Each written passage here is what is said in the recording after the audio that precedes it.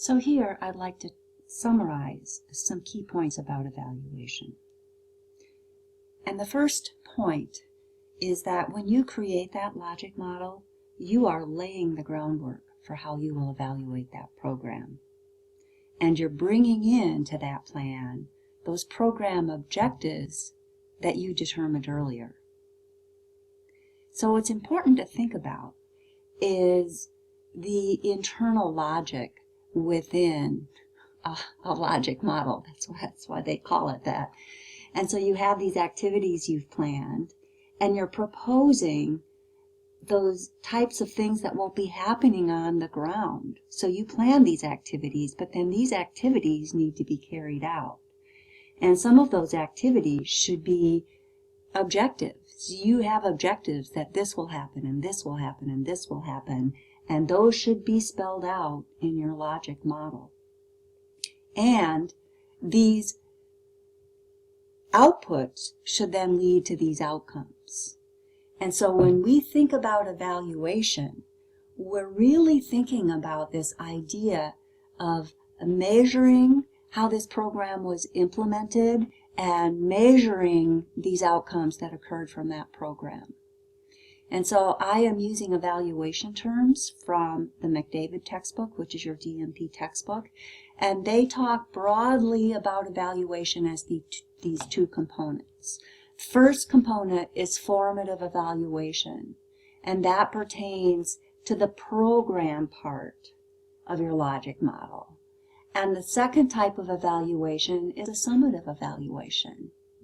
We've done the program. Now, in sum, what do we know about whether our outcomes were achieved? And we see, obviously, the summative component is in the outcome evaluation.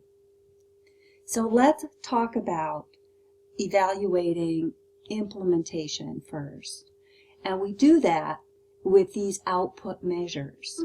And I like this particular example because they laid out pretty clearly some of these output measures that they would be using. And you want to know, are people actually attending? First of all, you want to know, are these activities actually occurring? So, do you have these referrals being made? Do you have these service plans being developed?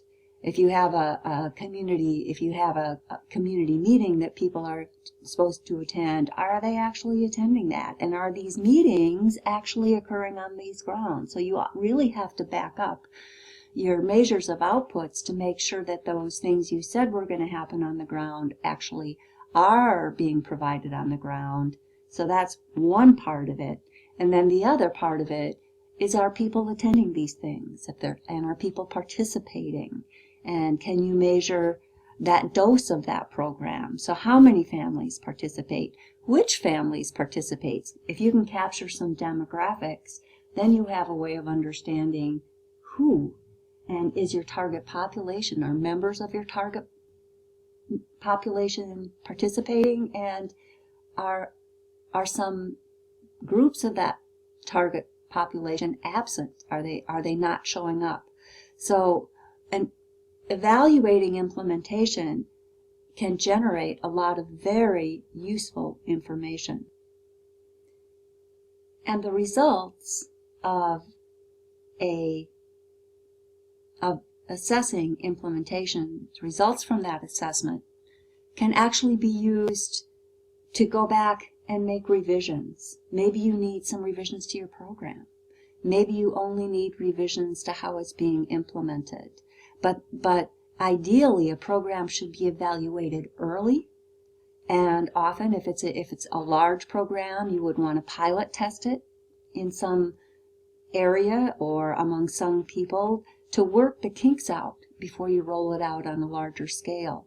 But and that is the formative part of evaluating implementation. That formative part of doing that is to revise and repeat so that you get your program off to a good start when it's implemented on a larger scale.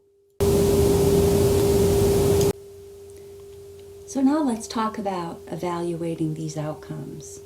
And I think it's helpful to specify at least three levels of outcomes as short, medium, and long term. And it takes some careful thinking about what these should be and where they should be placed in terms of their order. And once again, those objectives that you developed when you develop your missions and goals and objectives should be reflected in these outcome measures. And so some of the hard work you did when you planned your program. And so obviously these will vary based on the types of programs. We talked through these when we gave the example of the logic model, but if you had a different type of program, then these would look different. So maybe you had patient education programs on self-management. So you would likely think about these short-term measures as these being very closely tied with that training they received in their activities. So you often want to change people's knowledge. You may want to change their beliefs. You want to improve their self-efficacy, that they can actually do the self-management. And you might want to also see some changes made in their home setting that facilitate their ability to do these types of self-management activities. So thinking out what it is that you would measure to make sure that these activities are being interpreted as intended is important to include in these short-term measures. And once again, these should be very tightly linked to your activities. Why? Because when you assess these, you're in essence assessing the degree to which these activities lead to these outcomes. And if they're not, you kind of have a failure in your program. The other thing that is, and if you want to conclude that there's a failure in your program, you need to have these measures of dose. You need to have these output measures, because you can have a failure in your short-term outcomes if people are not getting this training or they're not getting enough of it. And so understanding what was actually offered and that dose of how much of it people were receiving is key for understanding if your failure in short term was a failure of program implementation, or whether it was a failure between this link between the activities and that short-term outcome. Medium-term outcomes are often we often think of these as a direct result of these short-term outcomes. So once again, if we had an educational intervention, we would be looking for changes in behaviors. So to what degree has their knowledge and their beliefs changed? And then at this step we want to see, are their behaviors changing? And so you can see how we could directly link this change in behaviors to these changing beliefs and this change in knowledge, which resulted from these activities of providing education. And we want to link these directly with the actual dose. So you can see how it's this causal chain that we're looking at as we go from short to medium to long term. Other types of interventions would have other types of links, but you want this to be, in a way, you want this medium term outcome to be tightly linked to this short term outcome. And then you've got this chain, and you can see these relationships in that change, and it allows you to pinpoint what's working and what isn't working. And finally, these long-term outcomes are often related to these larger goals, but stated still as objectives. So with these self-management types of education, you would expect to see improved health.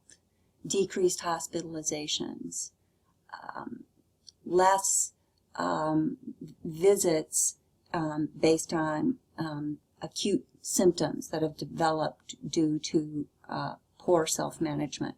So here's where you start to see these longer-term results. And I would say that oftentimes these long-term results can be a mix. And so you want some of these to be directly linked with your medium-term outcomes. And some of these can be even longer-term outcomes, such as quality of life and increased life expectancy. So these long-term outcomes, some of them will be more tightly linked to medium-term, and some may be more global. And it's important to keep in mind that the more global they are, the less tightly linked they will be to your program. And so these global measures are kind of, yes, this is all part of this bigger picture of what we want to see when we think about population health.